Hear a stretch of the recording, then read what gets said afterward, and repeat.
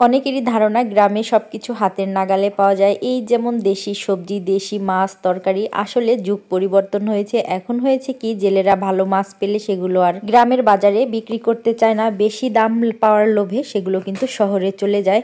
তো তেমনটাই আজকে অনেক খুঁজতে খুঁজতে কিছু দেশি মাছ পাওয়া গিয়েছে। আর আমাদের বাড়ির সঙ্গে নদী হলে কি হয়েছে, একদমই কিন্তু দেশি মাছ পাওয়া যায় না। আসলে পাওয়া যাবেই বা কিভাবে, জেলেরা এত পরিমাণে মাছ ধরে। আর মাছের থেকে মনে হয় জেলের পরিমাণটা অনেক বেশি হয়ে গিয়েছে। মাছ জেলের জালে ছেঁকতে ছেঁকতে এখন শুধু পানিই রয়েছে। তো এরই মধ্যে মাছগুলো আব্বু নিয়ে এসেছে অনেক দূরের বাজার থেকে। এখানে 3 রকমের মাছ রয়েছে, একটার মধ্যে তো পাঁচমিশালি না, মনে হয় আরও কয়েক পদের মাছ রয়েছে, পাঁচমিশালির থেকেও বেশি। আর একটা প্যাকেটে রয়েছে দেশি কিছু রয়না মাছ, যেটা একদমই বিলুপ্ত প্রায়। গ্রাম তো, এখানে কিন্তু এখনও চাষের মাছ ওইভাবে পাওয়া যায় না। কেননা এই কথা বললাম, কারণ এই রয়না মাছগুলোও কিন্তু এখন চাষে অ্যাভেলেবেল পাওয়া যাচ্ছে, তবে সেগুলো গ্রামে সম্ভব না, হয়তো শহরেই সম্ভব।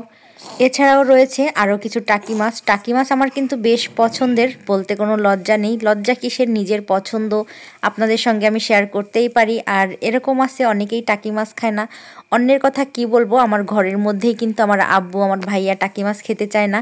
আর আমার তো ভীষণ প্রিয় টাকি মাছ ভর্তা, আমার মায়ের তো কোনো কথাই নেই। মা তো পারলে সব কিছুর মধ্যেই টাকি মাছ দিয়ে রান্না করে, এরকম একটা ব্যাপার। লাউ দিয়ে কিন্তু টাকি মাছও রান্না করা যায়, যেমন শোল মাছ রান্না করা হয় ঠিক ওইভাবেই। সব বাসাতে যেটা হয়, মা কিন্তু বাজার নামাতে নামাতে জিজ্ঞেস করতেছিল যে তোমরা আজকে দুপুরে কি মাছ খাবে, কারণ এরকম টাটকা মাছ দেখে মা চাচ্ছিল যে এখান থেকে কিছু একটা রান্না করবে। তো অনেক দিন হয়েছে এরকম রয়না মাছ পাওয়াও যায় না, খাওয়াও হয় না। তো আব্বুও কিন্তু এখানেই বসেছিল, আমরা সবাই বসে আছি।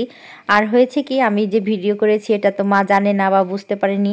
কিছু ব্যাপার হয়তো আপনাদের চোখে যেটা ভালো নাও লাগতে পারে, আমি হয়তো বুঝতে পারিনি, প্লিজ ক্ষমা সুন্দর দৃষ্টিতে দেখবেন। মা তো মাছ কাটতেছে, আমি আব্বু সবাই মোটামুটি ক্যামেরার পিছনে বসে বসে দেখতেছি। আর এরই মধ্যে সব কাজ শেষ, মা কিন্তু রান্না করতে বসে গিয়েছে।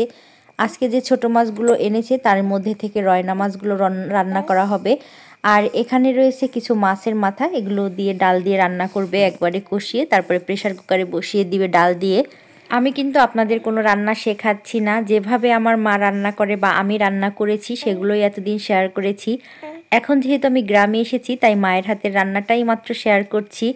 এখানে মা রয়না মাছগুলো নিয়েছে, আমরা তো এই মাছটাকে রয়না মাছ বলি, আপনার এলাকাতে কি নামে বলে অবশ্যই কমেন্ট করে জানাবেন। কিছু পেঁয়াজ, কাঁচামরিচ, তার মধ্যে সরিষা বাটা দিয়ে মূলত আজকে এই সরিষা রয়না করা হবে। এই খাবারটা অনেক ছোটোবেলায় খেয়েছি, এখন তো এই মাছটা পাওয়াই যায় না, তা কি করে খাবো। রসুন বাটা, জিরে বাটা দিয়ে একটু সরিষার তেল দিয়ে, যেহেতু সরিষা দিয়া, মা এটা ভালো করে ম্যারিনেট করে রেখে দিয়েছে। কিছুটা হাত ধোয়া পানি দিয়ে আস্তে আস্তে করে একটু বেশি পানি দিয়ে রান্না করে নিবে। আর এদিকে তো মা রান্না করতেছে, আমরা আমাদের মতন হাঁটাচলা করতেছি, ভাইয়ের মেয়েও কিন্তু সে তার মতন খেলাধুলা করতেছে। মায়ের রান্নাঘরের যে নতুন রান্নাঘরটা হয়েছে, ওই ঘরটার মধ্যে একটা নতুন চুলা বানিয়েছে, ওটা এখনও শোকানো হয়নি। শোকানো হলেই কিন্তু আমরা আবার নতুন রান্নাঘরে মায়ের রান্নার ভিডিও দেখতে পাবো। তো এরই মধ্যে মোটামুটি বেশ একটা লম্বা সময় অফ ক্যামেরায় থাকা হয়েছে, রান্নাঘরে থেকে বের হয়ে আসা হয়েছে, অনেক কাজবাজ সারা হয়েছে মায়ের। মোটামুটি সবাই খেয়ে দিয়ে, এটা হচ্ছে সন্ধেবেলা। আব্বু তো প্রতিদিন কিছু না কিছু আনবেই, তার মধ্যে আমাদের বাড়িতে সবার বেশি পছন্দের খাবার সেটা হচ্ছে এই পেঁয়াজুটা, যেটা প্রতিদিন সন্ধেবেলায় আব্বু নিয়ে আসে।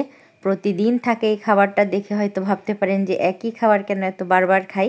আসলে এই খাবারটা সবাই অনেক বেশি পছন্দ করে, তাই আব্বু নিয়ে আসে। আর আমার ছেলের তো এটা 3 বেলা হলেই সে পছন্দ করে। তবে প্রতিবার যে পেঁয়াজুটা খাই সেটা একটু শক্ত থাকে, আর এই পেঁয়াজুটা কেমন যেন একটু নরম টাইপের, তাই এত বেশি ভালো লাগলো না আজকে।